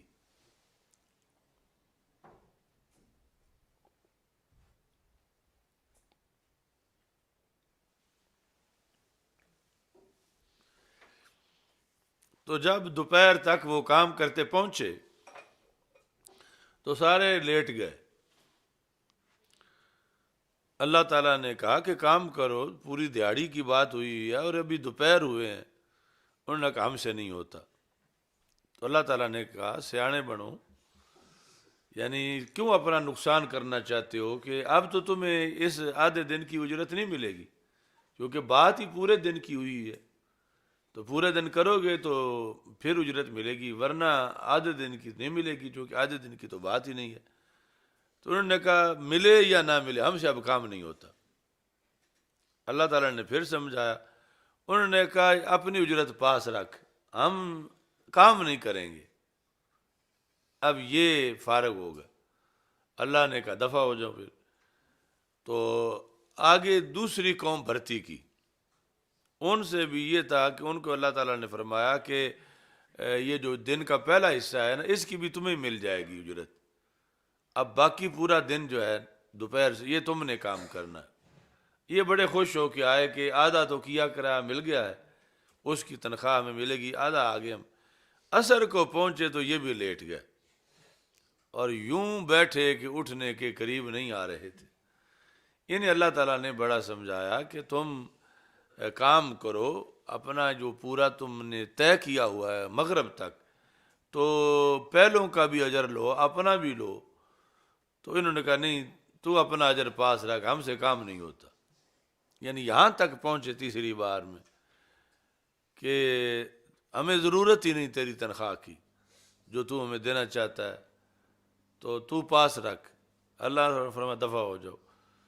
اب تیسری قوم آئی کہ جنہوں نے عصر سے مغرب تک کرنا تھا اور پورے دن کی جو ہے وہ پہلے بھاگے ہوئے تھے۔ اب یہ ان کی خوش قسمتی ہے کہ ان کی باری ہی عصر کے وقت آئی ہے اور بھاگنے والے بھاگ چکے تھے۔ اب پھر یہ ایک تو اجرت زیادہ لے گئے، دوسرا یہ ہے کہ رب کے پسندیدہ بن گئے۔ اب پہلوں پر تو غصہ ہے بڑا رب کو کہ وہ ٹوکری اٹھاتے ہی نہیں تھے، وہ کہا ہم نے نہیں کرنا، پھر اکڑ گئے کہ تو تنخواہ پاس رکھ، ہم نے نہیں لینی۔ تو یہ دھتکارے ہوئے لوگ ہیں۔ اب جو رب سے یہ کہہ کے بھاگے ہوئے ہیں ان کو طاہر القادری بلیور کہہ کے مومن بناتا ہے۔ جو اکڑ گئے اللہ کے سامنے اور یہ کہ ہمیں ضرورت ہی نہیں تیری طرف اجرت کی، ہمیں ضرورت نہیں ہے۔ پھر یہ دونوں طرح کی حدیثیں لکھ کے پھر محدثین نے تطبیق کی کہ یہ پھر کس طرح ہے کہ ادھر یہ ہے کہ رب نے دوپہر تک رکھے تھے یہود، اور ادھر یہ ہے کہ سارے دن کے لیے رکھے تھے۔ پھر ادھر یہ ہے کہ نصارہ عصر تک، اور ادھر یہ ہے کہ وہ مغرب تک پورے، یہ یا ایک ہی بات ہو سکتی ہے۔ تو اس کا جواب جو ہے وہ یہ فتح الباری اور دیگر سب نے ایک ہی دیا اور ایک ہی جواب ہے، اور اسی پر اسلام کی پہچان ہے کہ ایک ہے یہود و نصارہ کا وہ پیریڈ جو رسول پاک صلی اللہ علیہ وسلم کی آمد سے پہلے کا ہے، وہ یہود و نصارہ، اور دوسرے ہیں وہ یہود و نصارہ جو سرکار دو عالم صلی اللہ علیہ وسلم کی آمد کے بعد ہیں قیامت تک۔ یہ دو کیٹیگریز کے یہود و نصارہ ہیں۔ یہ جو دوپہر کے وقت لیٹے تھے کہ ہم سے کام نہیں ہوتا، وہ کیا کام تھا جو انہوں نے نہیں کیا؟ وہ تھا سرکار کا کلمہ پڑھنا۔ یعنی یہ وہ یہود کہ جن کی ہوتے ہوئے سرکار تشریف لے آئے اور قیامت تک جو بعد میں ہیں، یہ سارے ہیں کہ جو دوپہر کے وقت، یعنی یہ وہ یہود نہیں جن کا زمانہ پہلے گزر چکا تھا، ان کا معاملہ تھا کہ ان سے طے ہی دوپہر تک کی تھی۔ یہ وہ ہیں کہ جن سے طے شام والی تھی، اور دو جدا جدا طبقے ہیں۔ اگر ایک ہی طبقے سے دو ہوتے تو پھر تو تعارض ہوتا کہ ایک ہی ٹولہ ہے اور اس کو ایک جگہ آ رہا ہے کہ دوپہر تک بات تھی، دوسری جگہ آ رہا ہے شام تک بات تھی۔ تو ایک نہیں، دو ٹولے ہیں یہود کے۔ ایک وہ ہے کہ جن کا زمانہ جیسا بھی تھا، جو بھی تھا، اپنے نبیوں کے ساتھ جو بھی انہوں نے کیا، وہ زمانہ گزر چکا تھا کہ سرکار تشریف لائے، ان میں سے کوئی ایک بھی زندہ نہیں تھا۔ دوسرے وہ ہیں کہ جو ابھی زندہ تھے تو سرکار تشریف لے آئے، اور سرکار کا کلمہ پھر قیامت تک کے لیے ان کے لیے آزمائش بنا۔ ان سب کے لیے یہ ضروری ہوا اللہ کی طرف سے اور ان کے پیغمبروں کی طرف سے کہ جب وہ تشریف لے آئے تو تم نے ان کا کلمہ پڑھنا ہے۔ اب یہ ہے جس سے یہ اکڑ گئے۔ رب نے سمجھایا کہ سیانے بنو، یعنی کلمہ پڑھو حضرت محمد صلی اللہ علیہ وسلم کا،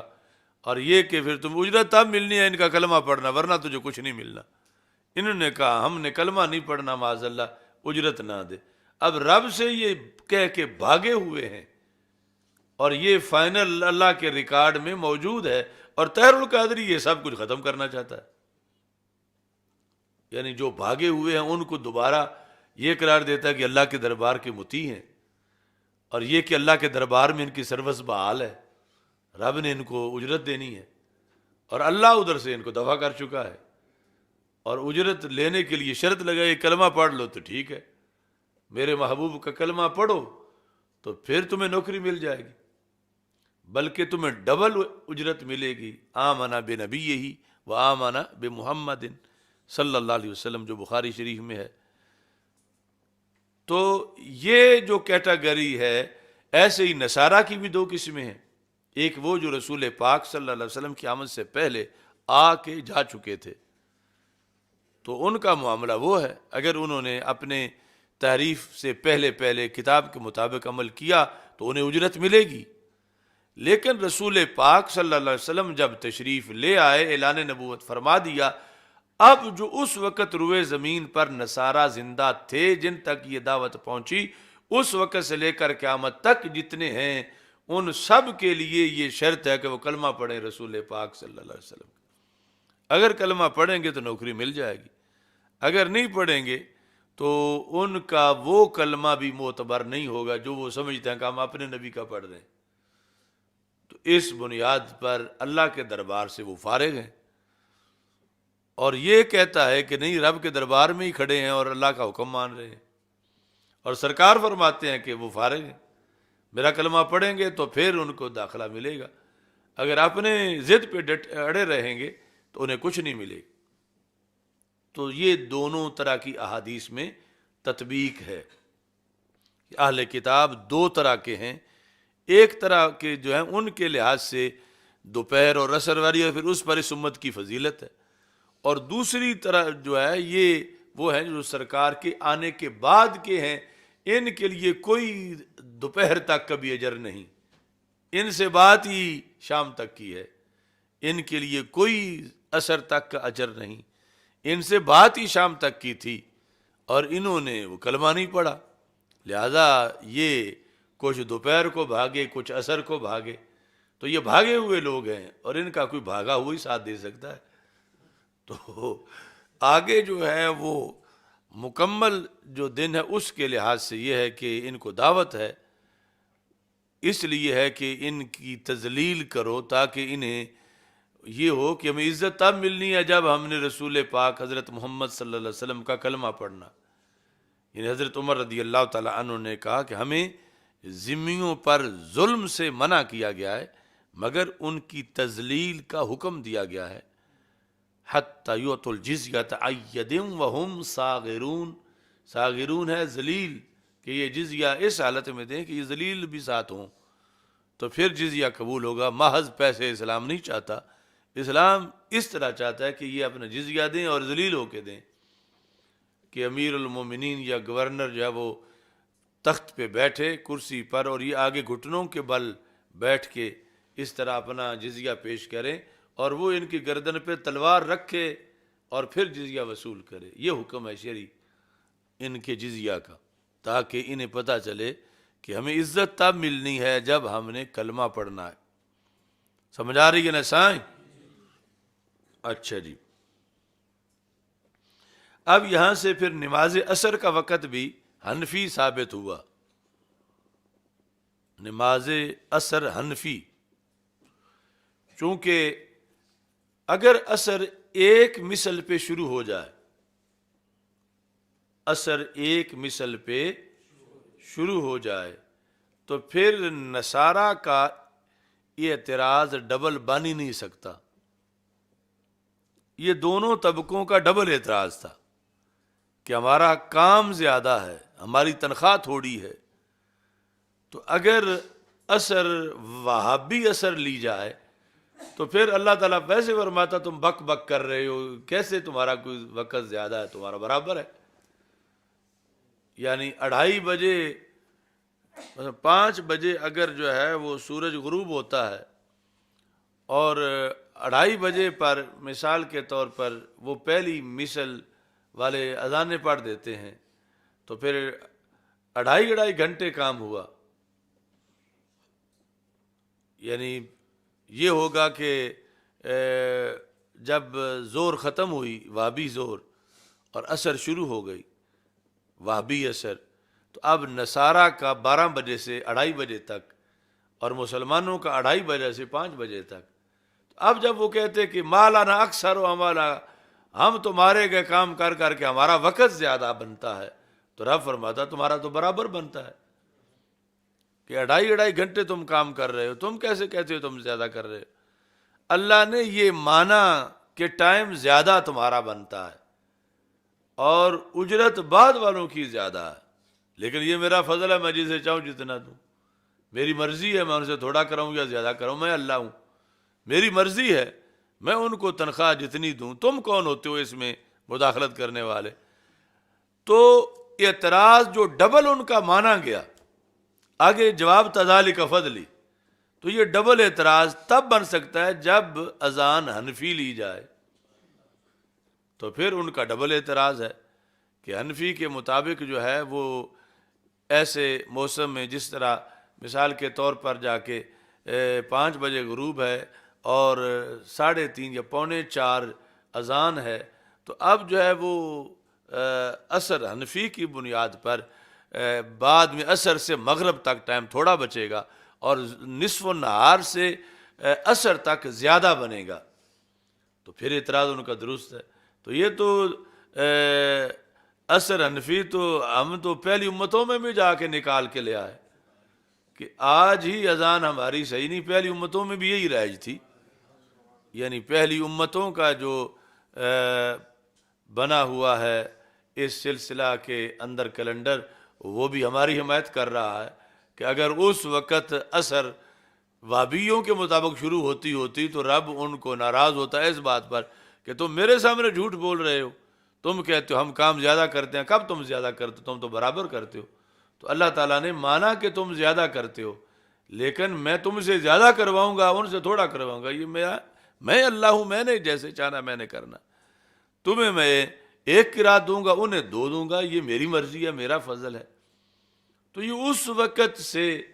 اذان ہمارے والی جو ہے یہ ہو تو پھر حدیث صحیح ہو سکتی ہے، ورنہ یہ حکم اس میں پیدا ہو جائے گا کہ یہ معاذ اللہ کو تو کوئی دھوکہ نہیں دے سکتا، تو یہ فراڈ کر رہے تھے اللہ تعالیٰ سے، کام ان کا برابر کا تھا اور یہ کہہ رہے تھے ہم زیادہ کر رہے ہیں، تو اللہ کو کوئی دھوکہ نہیں دے سکتا۔ تو اس بنیاد پر رب ذوالجلال نے کہ سامنے جس اثر پر بات ہو رہی تھی وہ اثر ہے ہی وہ کہ جس اثر کے مطابق 2 مثل پہ اذان ہوتی ہے، 1 مثل پہ اذان نہیں ہوتی۔ سمجھ آئیے نا سائیں؟ اچھا جی، وہ تو پھر ہم ان کو تو بچا لیں گے، بات ہماری تو غیر مقلدین سے ہے، وہ یہ یعنی عقیدے کی بنیاد پر مارے جائیں گے، باقی تو پھر ایک جزوی عمل میں ایک نماز کا رہ جائے گا وقت ختم ہونے کے لحاظ سے۔ یا اصل جو بات ہے وہ اعتقاد کی ہے، اور اعتقاد میں شافعی، مالکی، حنبلی سب وہ سنی ہیں۔ اچھا جی، تو یہ ایک حدیث یہ بھی بخاری میں متعدد بار آئی ہے، تو اس کا ہو گیا۔ آگے جو ہے وہ باب استذکار القرآن و تعاہدہ 752۔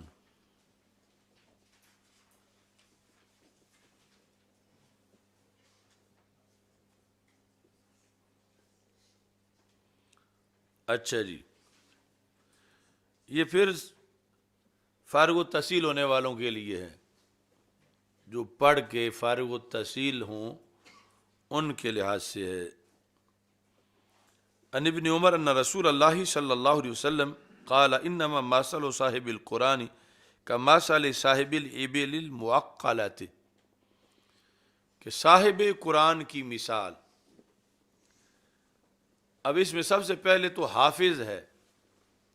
اور حافظ کے ساتھ ہی علوم قرآن والا ہے، ان سب کے لیے یہ ہے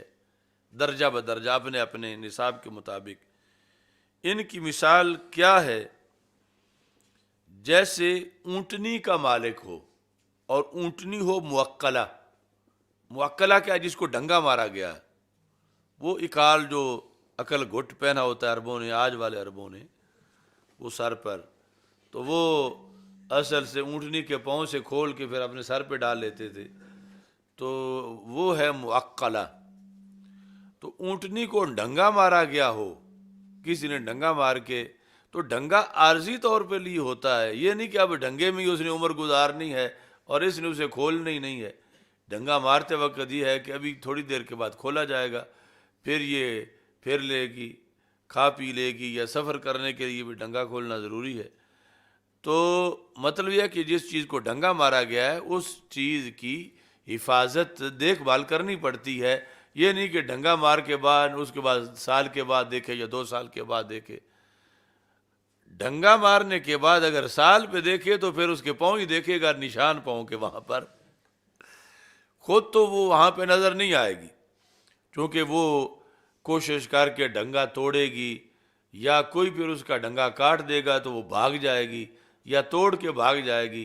وہ وہاں کھڑی نہیں رہے گی کہ حضرت صاحب آئیں اور میرا ڈنگا آ کے دیکھیں۔ تو اگر حضرت صاحب سال کے بعد جا کے اس کو دیکھتے ہیں یا 2 سال کے بعد، تو پھر یہ قدموں کے نشان دیکھ کے آنسو بہاتے رہیں گے کہ یہاں کبھی میری اونٹنی کھڑی تھی۔ تو رسول پاک صلی اللہ علیہ وسلم نے فرمایا ان آہد علیہ امسکہا، اگر تو اس باندھی اونٹنی کی نگہبانی کرے گا، آہدہ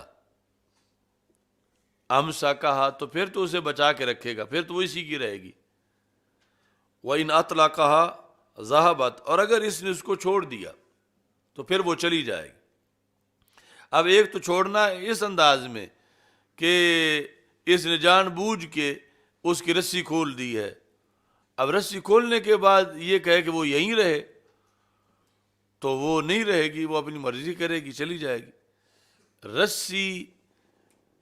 اب جو ہوگا کہ رسی ڈال کے اس کو رکھے، اور اگر رسی کھول دے وہ چلی جائے گی۔ تو ایک ہے ویسے کھولنا کہ یہ اس کے بعد نہ اس کو پانی پلاتا ہے، نہ اس کو چارہ ڈالتا ہے، اور اس کو باندھا ہوا ہے اور اس کا خیال ہی نہیں کر رہا، تو وہ اس کے آنے تک سال کے بعد یا مر گئی ہوگی یا بھاگ گئی ہوگی۔ تو یہ ہے مشبہ بھی اور ممثلہ، اس پر ہے عالم دین اور حافظ قرآن، اور تشبیہ صرف آہدہ کے لحاظ سے ہے، آہدہ اور آہدہ کی نفی اس میں ہے، باقی یعنی قرآن کی شان اور اونٹنی وہ ایک جیسے نہیں،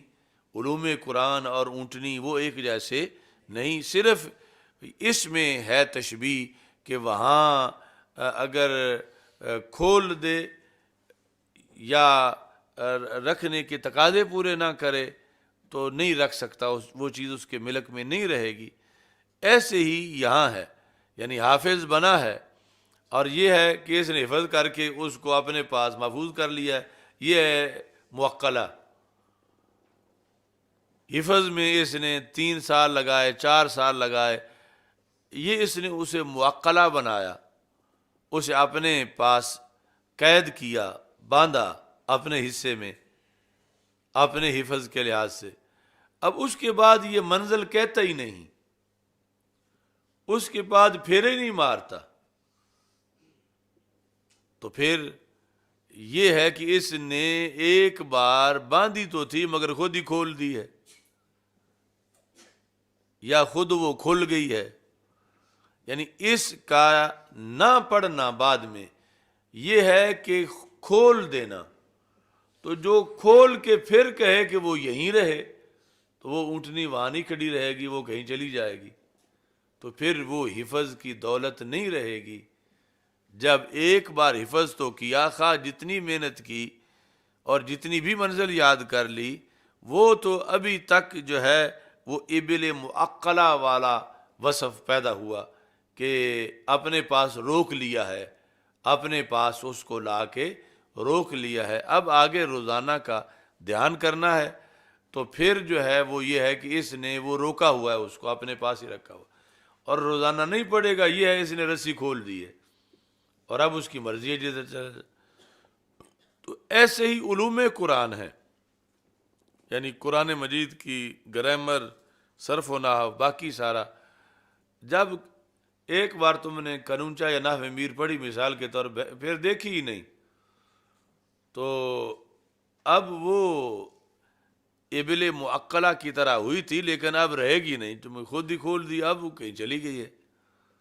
اور تم جو ہے وہ عبارت پڑھتے وقت آپ ڈھونڈتے ہو، وہ اب پاس ہوتی تو عبارت صحیح پڑھتے،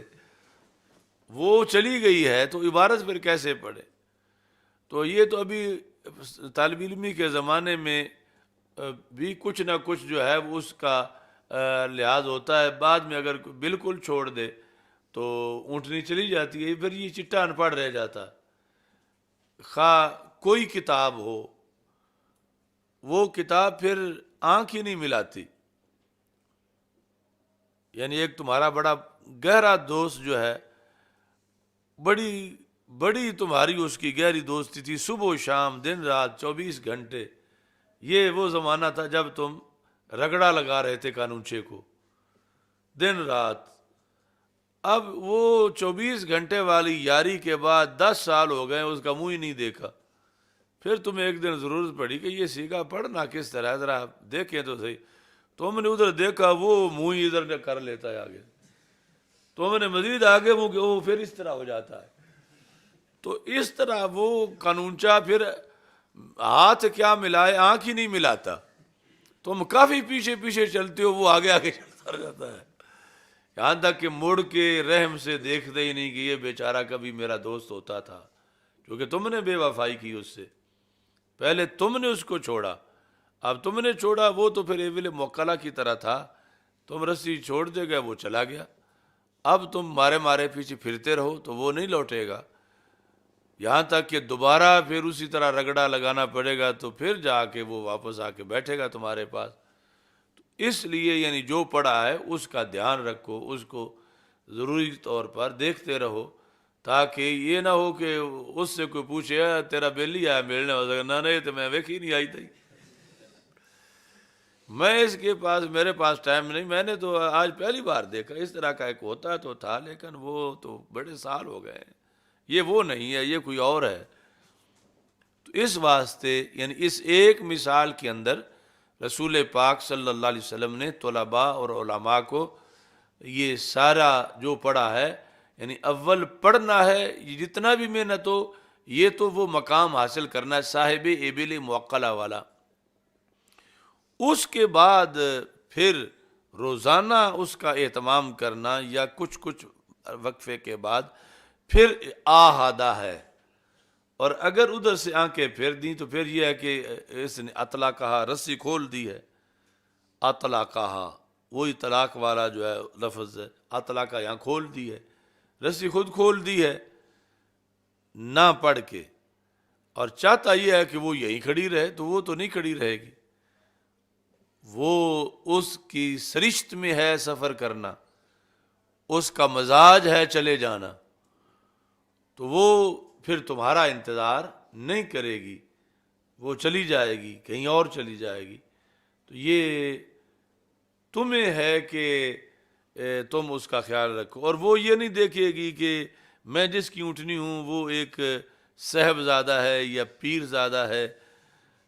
یا فلاں ہے، اس کے پاس پیسے بڑے ہیں۔ وہ اونٹنی کا مزاج اپنا ہے، وہ نہ پیسے دیکھتی ہے، نہ صاحبزادہ دیکھتی ہے، نہ پیر زادہ دیکھتی ہے، وہ صرف یہ دیکھتی ہے کہ اس کا میرے ساتھ رابطہ ہے یا نہیں ہے۔ جب یہ رسی کھول دیتا ہے تو وہ چلی جاتی ہے، تو پھر یہ پیچھے ان پڑھ رہ جاتا ہے۔ تو یہ پڑھا ہوا تب قرار پاتا ہے جب وہ پاس رہے، اور پاس رہنے کے لیے اسے یہ درکار نہیں کہ جس کی وہ اونٹنی ہے وہ صاحبزادہ ہو،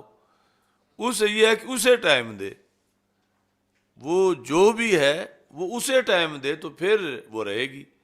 اگر ٹائم نہیں دیتا تو یہ ہے اس نے رسی کھول دی ہے، تو رسی کھولنے کے ساتھ ہی وہ چلی جائے گی۔ اور یہ بندہ جو ہے وہ جیسے اونٹنی رسی کے بعد چلی جائے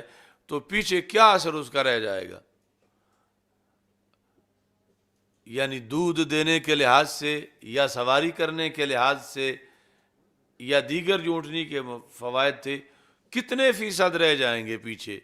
صفر ہوگا پیچھے۔ یعنی یہ نہیں کہہ سکتے کہ آدھے فوائد رہ جائیں گے، ہوتی تو آدھے رہ جاتے، تو یہاں تو وہ رہی نہیں، اب فوائد کیسے باقی رہیں؟ تو اتنی محرومی آ جاتی ہے پھر، یعنی پڑھا ہوا ہونا اعتبار ہی نہیں کیا جاتا کہ یہ اس نے کبھی پڑھا بھی تھا. یعنی ایک وہ بندہ جس نے اونٹنی حاصل ہی نہ کی ہو، ایک وہ جس کی بھاگ گئی ہو. اب نتیجے میں تو دونوں برابر ہیں. اس وقت جس نے لی نہیں تھی اس کو بھی 1% بھی اونٹنی کا فائدہ نہیں، کیونکہ اس نے لی نہیں. اور جس کی آئی ہوئی بھاگ گئی ہے اس کو بھی 1% بھی فائدہ نہیں ہوگا جو اس کی بھاگ گئی ہے. تو اتنا ضروری ہے آہادہ. اور یہ نصاب ہے فراغت کے بعد موت تک، فراغت کے بعد موت تک آہادہ ضروری ہے. اور اگر کبھی بھی بندہ جو ہے وہ ڈھیلا ہو جائے تو اونٹنی نہیں رہتی. خواہ کوئی 40 سال کی عمر میں جاہل ہو جائے یا 60 سال کی عمر میں جاہل ہو جائے، اونٹنی چلی جائے، علوم کی اونٹنی. تو اس لیے یہ ضروری ہے کہ بندے کو جب اللہ تعالیٰ صاحب ابل موکلہ بنا دے تو وہ پھر آگے اپنا نقصان نہ ہونے دے، اور اس کے لیے وہ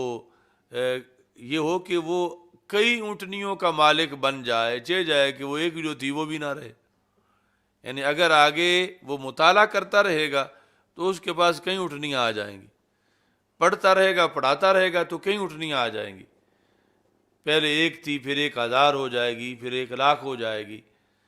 اتنے علم کے چشمے اس کے لیے کھل سکتے ہیں، اتنے پردے ہٹ سکتے ہیں، اتنا اس کو مزید آ سکتا ہے. اور اگر جو ہے وہ نہیں کرے گا اس پر آہادہ تو پھر وہ ایک بھی باقی نہیں رہے گی. یہ اس لیے لازمی ہے کہ پڑھنے کے بعد تدریس، تصنیف، تحریر اور اس کا مطالعہ کرتے رہنا. یعنی اصل ہے مطالعہ، اور اس میں یہ جو تدریس ہے یہ ایک آسان طریقہ ہے کہ اس کو مطالعہ کرنا پڑے گا، کہ مطالعہ کے لحاظ سے اس کو آگے مصرف نظر آ رہا ہے کہ صبح پڑھانا ہے، یا اس پر کسی نے اعتراض کرنا ہے یا کسی نے سوال کرنا ہے، تو اب اس کے لیے آسانی ہے کہ وہ اس کے جواب کے لیے محنت کرے. اس واسطے العالم والمتعلم شریکان فی الاجر، عالم اور متعلم جو ہیں یہ حدیث شریف میں یہ پارٹنر ہیں آپس میں. یعنی متعلم اسلام میں چھوٹا ہو کے بھی پارٹنر بن جاتا ہے، یعنی عالم کے ساتھ پورا آدھا حصے دار ہے، حالانکہ وہ پڑھا ہوا یہ ان پڑھ ہے، مگر مشن میں شرکت پر یہ دونوں پارٹنر ہیں. شریکان فی الاجر، اجر میں شریک ہیں. کیوں اجر میں شریک ہیں؟ کہ اگر متعلم نہ ہوتا تو عالم معلم کیسے بنتا؟ شاگرد ہیں تو وہ استاد ہے،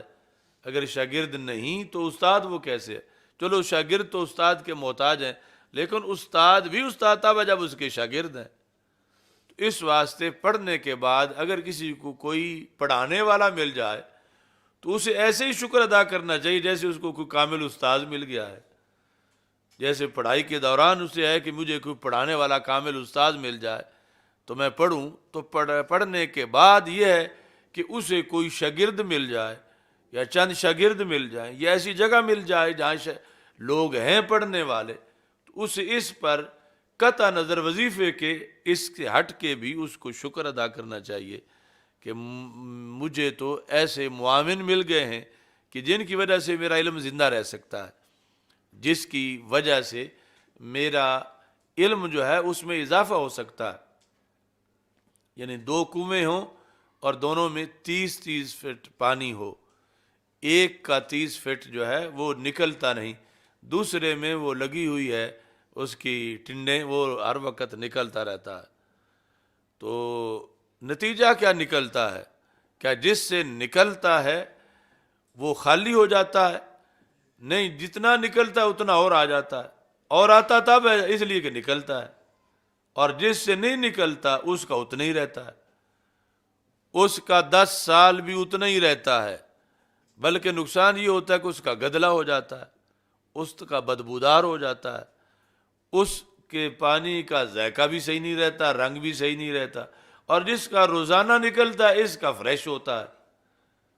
تازہ ہوتا ہے، اور تعفن بھی اس میں نہیں ہوتا۔ تو یہ دیکھو ادھر اس کا نکلا نہیں، وہ اس کا نقصان ہو گیا، جس کا روزانہ نکلا ہے اس کا فائدہ ہو گیا۔ اس سے آگے یہ بھی فائدہ ہوا کہ کتنے لوگوں نے گھڑے بھرے، کتنے لوگوں نے آگے پودوں کو پلایا، جانوروں کو پلایا، یہ سارا فائدہ علیحدہ ہے، اور پانی کا تازہ رہنا علیحدہ ہے، اور پھر جتنا تھا اتنا موجود رہنا علیحدہ ہے۔ اور ادھر چپ سرکار بیٹھے ہیں، وہ جن کا نکلا ہی نہیں، جس کنویں سے وہ 30 فٹ ہی رہا، نہ آگے 1000 پودے اس سے سیراب ہوئے، نہ 50,000 جانوروں نے پیا، نہ فصلیں اگیں، وہ وہیں رکا رہا، حالانکہ پانی تو تھا، اور اس سے بھی آگے کئی گلزار گلشن باغ بن سکتے تھے، مگر اس نے تدریس ہی نہیں کی۔ اب کتنا ہی ماہر کیوں نہ ہو پڑھنے میں، آگے تو پھر وہ پانی بند ہی پڑا ہے، اور 30 فٹ ہی رہے گا ساری زندگی۔ اور دوسرا، اگرچہ پڑھائی میں کچھ کم بھی تھا، لیکن جب اس نے پڑھانا شروع کر دیا ہے تو نکلنا شروع ہو گیا ہے، آگے فیض بٹنا شروع ہو گیا ہے، تو پھر آنا بھی شروع ہو گیا ہے۔ تو پھر ہو سکتا ہے وہ جو طالب علمی کی کمی ہے وہ پوری ہو گئی، اور آگے اتنا فیض بھی معاشرے کو مل گیا۔ اب اس کے اگے ہوئے باغ کا پھل لوگ کھائیں گے تو پھر اس کا لوگوں پر اثرات تو ہوں گے کہ اس کنویں سے پانی نکلا تو ہمارے علاقے میں باغ بنا، ورنہ تو سب قحط پڑا تھا۔ اور جو چپ سرکار ہے، ادھر اس کے پانی میں کوئی کپڑا گندا پڑا ہے، کہیں اس کے کوئی اندر ہو سکتا ہے کتا مرا ہو پڑا ہو، کوئی اس طرح کی رنگ ہی بدل گیا ہو، اور آگے جو ہے وہ نکلا ہی نہیں ہے باہر، نہ فتویٰ دیا، نہ ایک بندے کو پڑھایا، نہ کوئی درس نظامی، نہ ترجمہ قرآن، نہ کسی کو حفظ کرایا، یہ وہ بند کنواں رہا۔ حالانکہ ماں باپ نے تو اس کو اتنی محنت سے پڑھایا تھا، اور بڑی مشکل سے اس میں پانی آیا تھا، لیکن آگے وہ جو ہے وہ بند پڑا رہا ساری زندگی۔ تو اتنا ضروری ہے پڑھنے کے بعد پڑھانا، یعنی آگے تدریس، تبلیغ اور دین کے سارے جو شعبہ جات ہیں ان کے لیے، اور یہ شکر ادا کرنا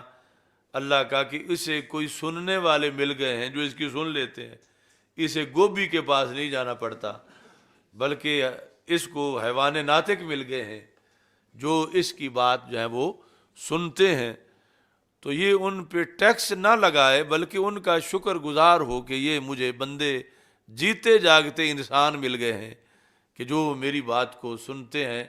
آگے سر بھی ہلاتے ہیں، بولتے ہیں، پوچھ بھی لیتے ہیں، سوال کرتے ہیں، اعتراض کرتے ہیں، یہ مطالعہ چاہتے ہیں کہ میں مطالعہ کروں۔ تو اس طرح پھر اس کا علم زندہ رہتا ہے، اور اگر یہ اس رستے پہ نہیں پڑتا تو کتنی ہی محنت کیوں نہ کی ہو، کچھ وقت کے بعد وہ تازہ نہیں رہتا، وہ اس میں زنگ لگنا شروع ہو جاتا ہے۔ ہو سکتا ہے کہ کہیں قحط پڑے تو اس کا خشکی ہو جائے، ایک تو ہے نا گدلا رہے لیکن باقی رہے، مگر پھر بھی گدلا رہے۔ تو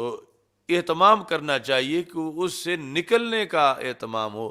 اور نکلنے پر اللہ تعالیٰ نے یہ نظام قدرت ہے کہ اور آتا ہے اور آتا رہتا ہے، جتنا نکلتا ہے اتنا آ جاتا ہے، جتنا تیز نکلتا ہے اتنا تیز آ جاتا ہے، اور اس طرح پھر آگے نظام قدرت چلتا ہے، اور امت آگے زندہ رہتی ہے، آگے علماء بنتے رہتے ہیں، اور آگے فصلیں تیار ہوتی رہتی ہیں۔ الحمدللہ رب العالمین والعاقبۃ للمتقین،